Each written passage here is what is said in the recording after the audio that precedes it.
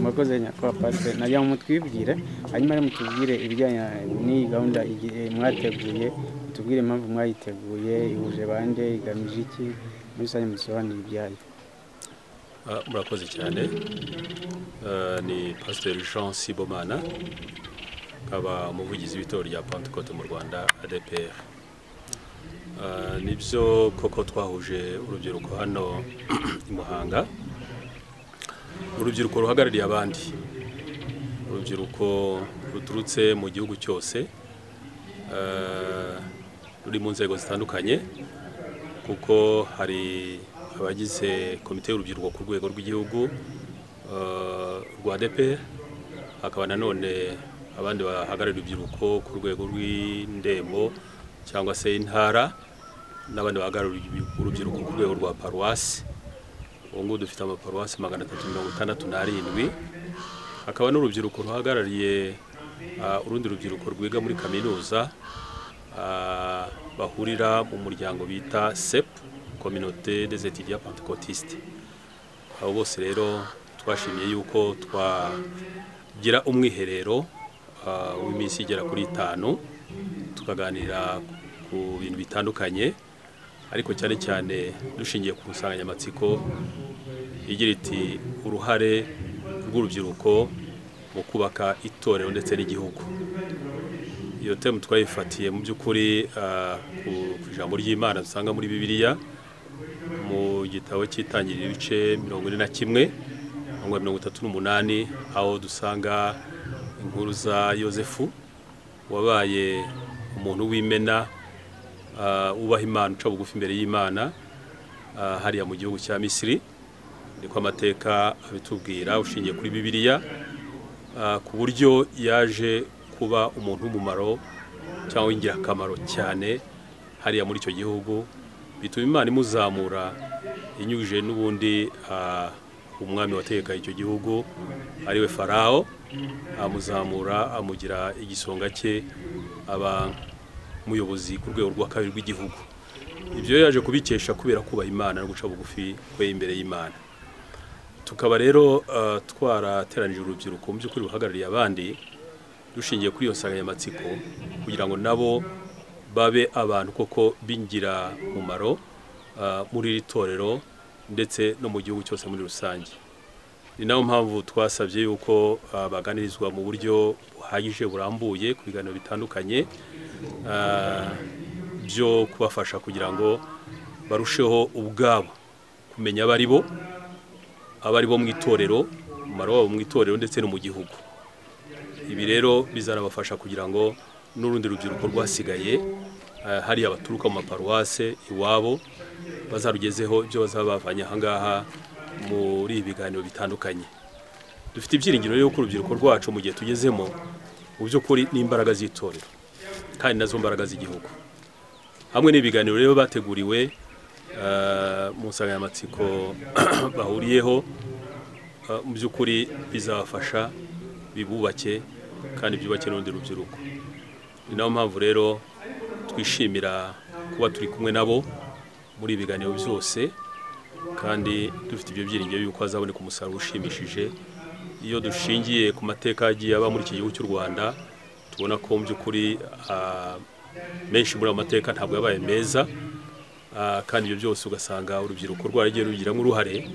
Turifuza yuko urubyiruko dufite mu itorero rya Pentecote ADPR mu Rwanda rwagira uruhare mu guhindura amateka yari mabi iki gihugu cy'u Rwanda kuba amateka meza, bakaba imbarutso n'umusemburo mu byerekeye ayo mateka meza twifuza yo kubaka ubunyarwanda muri iki gihugu cyacu.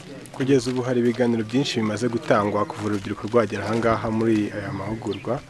Ese ibyo biganiro kugeza ubu bamaze gutanga nk'ibihe ku bantu bagiye babitanga? Ibiganiro bimaze gutangwa ntabwo ari bikeya, ni byinshi kuko kuva tugitangira habonetse ibiganiro bitandukanye, ariko reka mbere ku byatambutse uyu munsi wa none. Hari ikiganiro cyatanzwe na Minisitiri ushinzwe amashuri abanza ndetse n'ayisumbuye. Ni ikiganiro mu by'ukuri cyari gihereranye no kugira ngo basobanurirwe ibihereranye n'uburezi bwa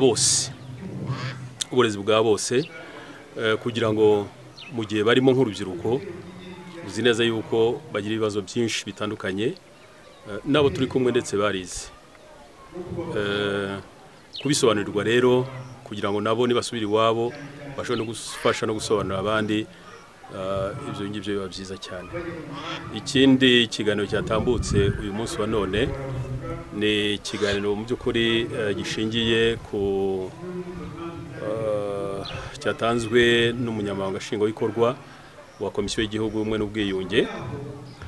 Icyo gitanze ashingiye mu by'ukuri ku mateka aba muri iki gihugu, asobanura mu by'ukuri indangagaciro zikwiriye umunyarwanda nyawe. Ibyo ngibyo kugira ngo babisobanukirwe bibafasha kugira ngo jenoside yabaye muri iki gihugu cy'u Rwanda bibarinde kuzongera kugwa mu mahano nk'ayo ngayo yabaye muri kiriya gihe gishize. Ibindi biganiro byatambutse umunsi w'ejo nabyo ntabwo ari bikeya kandi nabyo byagiye bidufasha, harimo amateka y'u Rwanda.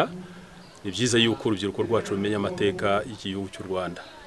Ayo mateka rero bafasha cyane kugira ngo barusheho kuyasobanukirwa mu rwego rwo kugira ngo bajye birinda amateka mabi yagiye aboneka, ahubwo bubakire ku mateka meza twifuza ko twakubakiraho igihugu cyacu mu gihe cya none ndetse n'igihe kizaza. Ibindi biganiro nabyo biteganijwe kimwe n'ibingibi birimo bitambuka, nta kindi bishingiyeho uretse kubaka ubunyarwanda buzima kandi budufasha kugira ngo twiyubake twebwe nk'abanyarwanda, ariko cyane cyane noneho uru rubyiruko rwacu dufite mu itorero rya Pentecôte ADPR bazanadufasha kuba ni nk'abakangurambaga hariya bazasubira mu maparuwasi yabo mu gihe bazabaganira n'urundi rubyiruko. Tuzanaganira ndetse no ku mateka y'itorero ryacu ya Pentecôte ADPR kugira ngo nabo basobanukirwe babe mu itorero nk'abakristo ariko bazi n'amateka y'itorero ryabo, kuko ibi ngibi birabafasha kumenya amateka y'itorero, kumenya n'ibikorwa by'itorero, kumenya ndetse n'icyerekezo itorero dufite mu gihe cya none nk'ubuyobozi bw'itorero. Ibyo biganiro byose rero ndibwira ko ari bizajya bibafasha buri munsi. Muri ayo mateka ADPR yigeze kugira ibibazo by'amacakubiri mu gihe cyashize. Urubyiruko yenda abavuga ko kimwe mu birimo byatumye inama iba ari ukugira ngo urubyiruko rushobore kwigishwa bajye birinda uwo mwuka mubi, amacakubiri ashobora kuza. Yenda mwatubwira uko bimeze, niba urubyiruko rufitemo uruhare muri ari kimwe muri ibyo bintu byatumye byatumizwa muri biganiro. Ntabwo ibibazo byagiye biba muri ADPR ibyo byatumye dutumiza umwiherero w'urubyiruko, ahubwo uyu mwiherero w'urubyiruko twawutumije kugira ngo twicare hamwe nk'abagize icyiciro cy'urubyiruko tuganire ku biheranye n'ayo mateka y'itorero ryacu, kuko bakeneye nabo kuyamenya. Burya amateka ntabwo ari ikintu kiba hariya ngo gihishwe, ahubwo ni ikintu kigomba kugaragara kugira ngo abantu bamenye institution barimo, amateka yagiye aranga iyo institution, ibikorwa by'iyo institution, yewe ndetse n'icyerekezo cyane nk'aho maze kubabwira ko tugomba no kubona ku cyerekezo cy'itorero kugira ngo bakimenye. Ibibazo rero byabaye mu by'ukuri uyu munsi turashimira n'Imana ko urubyiruko rwacu ntabwo bigeze bagira uruhare muri ibyo bibazo byagiye biba mu itorero, ahubwo ni ibibazo byagiye byumvikana mu nzego z'ubuyobozi bw'itorero.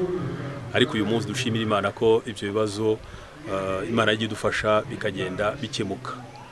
Ku bana rero n'urubyiruko ni muri rwa rwego kugira ngo twite ku byiciro byose byo mu itorero, tubisange, tumanuke, tuganire nabo kandi tubereke n'icyo cyerekezo cy'itorero, kuko twese tugomba gufatanyiriza hamwe uwo murimo mwiza Imana yaduhamagariye.